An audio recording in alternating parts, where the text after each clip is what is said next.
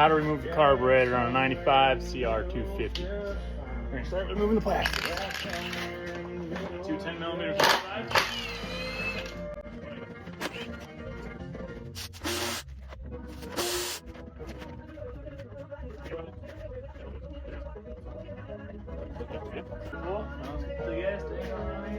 Phillips. And a couple eights.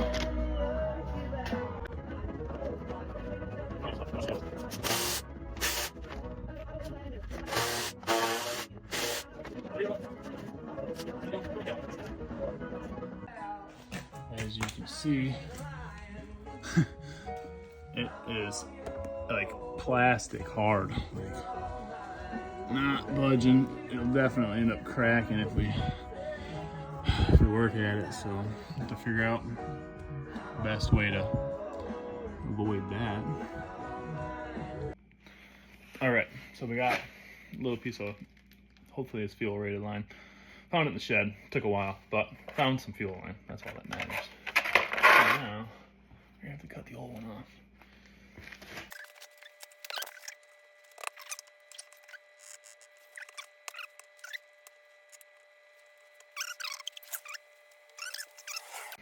There she is. Beautiful.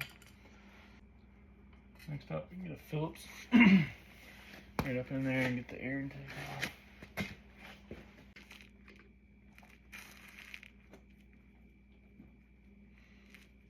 I don't have to remove the screw, just loosen it, obviously. Just kind of force it out a little bit. You don't have to remove. Got a ladybug in my hair, maybe. Maybe you guys would know. Oh my. Slide that up and out of the way. For now, I should be able to wiggle the whole carb out. Oh. Pops right on out. Once you figure out how it goes, all of your vents should be leaking. I'm gonna drain them all right now. On top, you got your cable. You're gonna unscrew this cap. Should be hand loose. A little bit tight, but there's a spring under this cap, so be careful with it.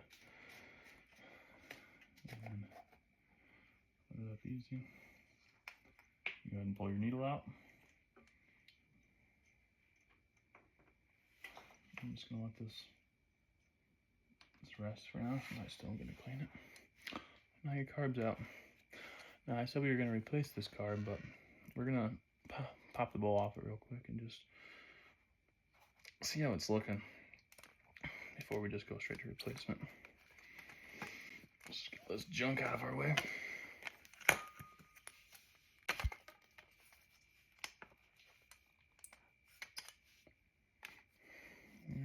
That's all she is once you get her out.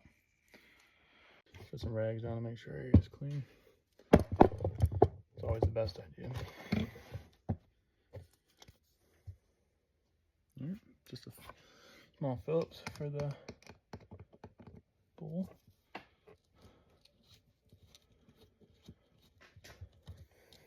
Now, what our issue was is we had it would run for a little while, and once it heats up, once it runs for like a good, I don't know, 10 minutes, it just stays revving up. Like it's like something giving it too much gas. It's just staying a high rev. So we're hoping that carb is our culprit. So I ordered a new one in case we couldn't fix this one. I really want it to be good. But I ordered kind of a cheap one, so I would like to keep OEM if possible, but somebody's definitely been in here before and it was not me, so I did just buy this bike a couple weeks ago, so just fixing everything that has been forgotten about. But you can see here's some evidence of the stripped out Phillips head. Somebody's been here. For sure. For sure.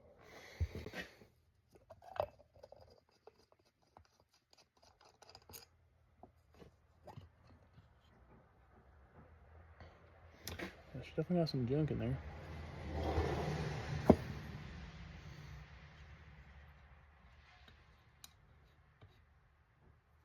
There's sand in the carb.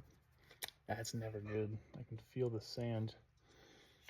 I mean, obviously you can't, but there's for sure sand in the carb. Alright. Pull that straight up. Don't forget to put this back in. It's very important. My buddy would tell you otherwise, but he's crazy. Now you gotta remove, I'm gonna start with a secondary since it's just a flathead. You see up here you got your main and then your secondary jet. Secondary just takes a flathead. A bigger flathead than that. But a smaller flathead than that.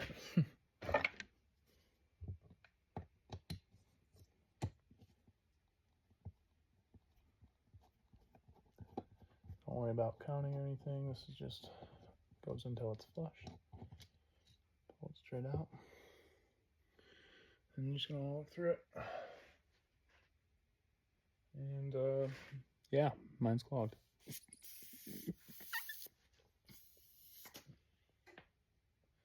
That's all it took. Blew her out. There's obviously, I said there's some sand and some little bits of debris coming off the bottom of the bowl and stuff, so I was probably just plugging it up. I have to get some brake cleaner and really clean this thing out. We got here, it's a 55. Let's check our new carb and see what sizes it's coming with, because it gave us a few different options. I think, hopefully, it gave us the same option. Yeah, no. So here's your, it's a 36 from the carb I bought online. This is already jetted because it has a FMF exhaust, but this is a 55. Big dog. Not gonna, let's check our other one. We got another one. And we got a 32. Yeah, this thing's way jetted. All right. So let's go ahead and remove this one now. Looks like a 6mm. The quarter is gonna be what we have that works. Because I'm missing my 6. I think it's either a 5.5 or a 6. Quarter fits it well. It's not very tight, so it's not too big of a deal. All right, let's check what this one is. It's a problem when you can't read it normally, so just an FYI. If you can't read it, normally you need to clean your carb. But this thing was sitting in this guy's garage. He said he didn't rode it barely in the last 3 years, so I mean, you can just see the amount of debris that I'm just scraping off onto my finger, just dusting away, so definitely needed. It's looking like a 175, and then we have a 130 and a 120. So yeah, we're not going to be using these jets. We might be having to use, we're definitely using these, but the main jet was not dirty at all, or not plugged.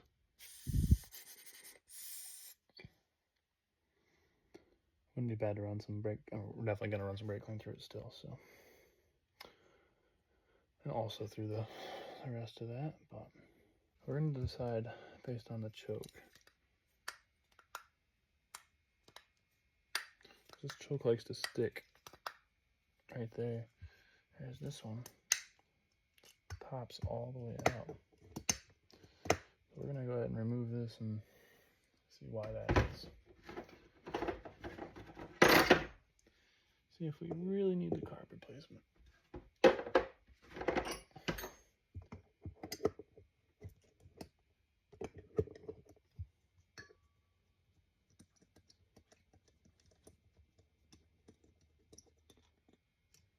Alright, it's pretty simple.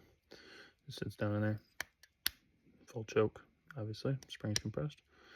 Now choke's off. Makes sense. Set that to the side. Let's check out the factory one. See how corroded it is and see how dirty it is. Kind of excited, really. It's a totally different setup, but I mean, same concept. It's just very sticky on this side of things. What's interesting is this carb, it seems as if, let's check, let me look before I start running my mouth. So yeah, this carb has the idle adjuster in a different spot. See, there's not that on this one. On this one, you got this to adjust your idle, and you twist this. On this one, this is just your choke, no needle coming through to adjust your idle. So it's a totally different design, but according to Amazon, this fits. But seems as if I got it to free up almost.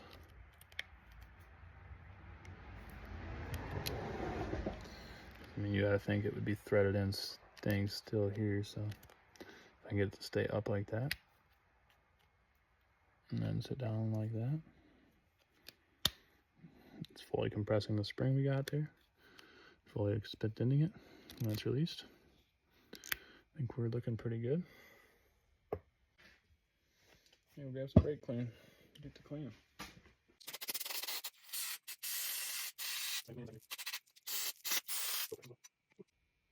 Careful not to lose your float pin.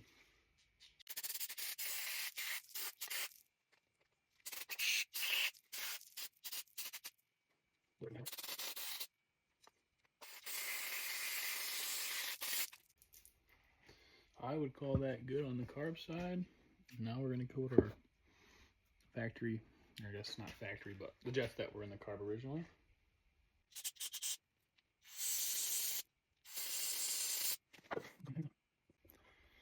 All these little holes are supposed to be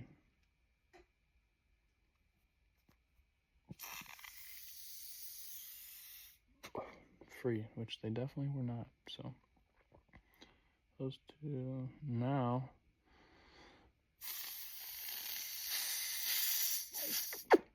Now we're looking pretty damn good on our secondary.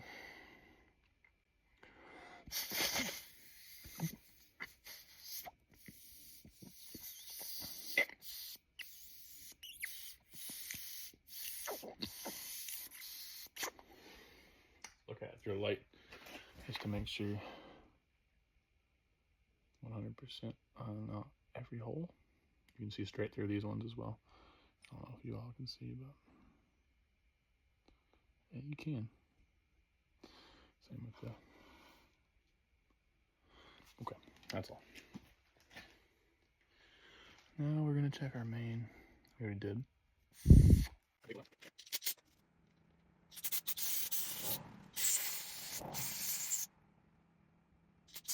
Alright, we're out of brake clean. Not very many holes to clean on this one anyways. We got the one hole cleared up. Nothing looks like it's in there. Now we're gonna go ahead and reinstall them. Starting with the main jet in the taller hole. Out of the two, got secondary main. And pretty much you can finger thread this one in. Get your 1/4 or 6 mil again.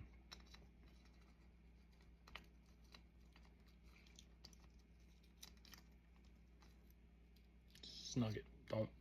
Don't make it too tight. You will strip it, but I mean, just snug it pretty good. Snug it plus some, but don't break it. Be mindful.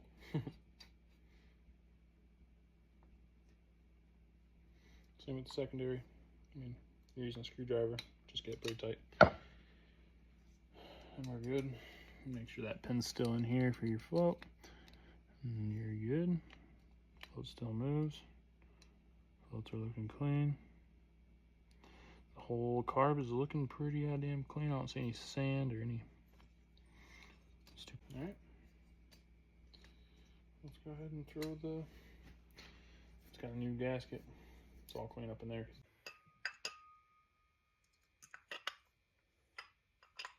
There we go. It's got this thing. It's kind of hard to line up. You got to get it at the right angle. See that? You kind of got to come in like so.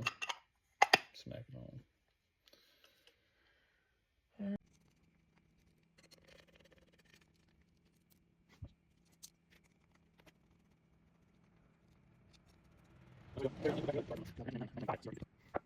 Alright, we're back to install. Get a better angle. Again, obviously kept the factory carb. Doesn't look very factory anymore. Very clean, and put the new bowl on the bottom, and just cleaned up the jets and everything. Just go ahead and start with sliding the needle in place.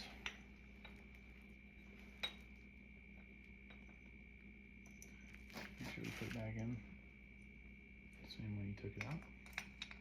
This little tab goes towards the opening. It's the only way it can go, so can't mess that one up, which is always nice to do that.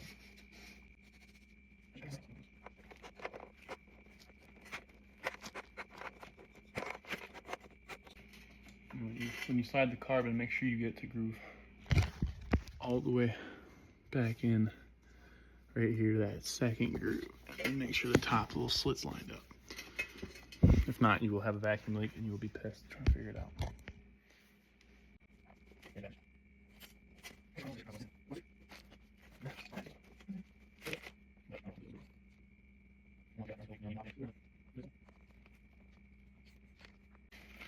All right, fire's in. I'm gonna slide the air intake back on.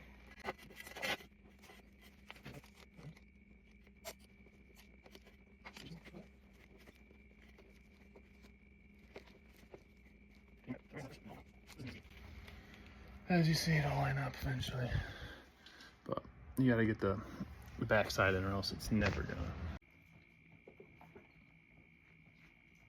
All right, both ends are on. Let's make sure we're not leaking anything out of the vent. Fuel's now on, and we're looking good. Let's see if we can get this thing running.